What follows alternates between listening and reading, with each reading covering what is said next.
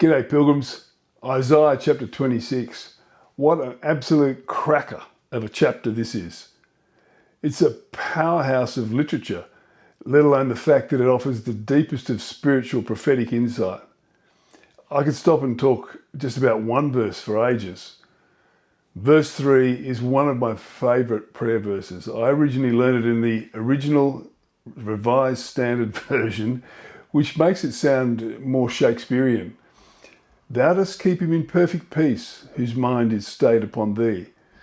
Originally, I used to picture it meant that if our minds are stayed like a mast is stayed by wires on a yacht, it doesn't matter how much the boat bobs and tosses and leans over, because the mast always stays in position and comes back to its vertical resting place when the storm's past. But the original Hebrew, as usual, is way more profound. If I were to do my own translation of the Hebrew, it would be something like this today. O God, you keep me in perfect peace when my imagination is framed by your reality. And this is kind of what this whole chapter describes. The spiritual reality of eternity is that God is the one who ordains peace in the world. And for certain, he will be coming to judge the evil corruption in the world.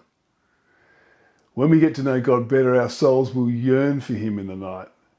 Our spirits within us will earnestly seek him. For when God's judgments are in the earth, the inhabitants of the world learn to do the right thing. This whole chapter is chock full of gems. Memorable pictures like being in agonizing pain of labor like a woman giving birth to a child, except that we give birth to wind. And this is all the world has to offer. I love this chapter and this amazing book and the incredible person behind this book that makes sense of this crazy world and universe. To paraphrase William Blake, the imagination is reality itself. And when we recall that the entire material world is made up of mere wave-particle duality, there's nothing better to do than to stay our mind on God. Remember, a chapter a day keeps the meaningless away. Love you guys.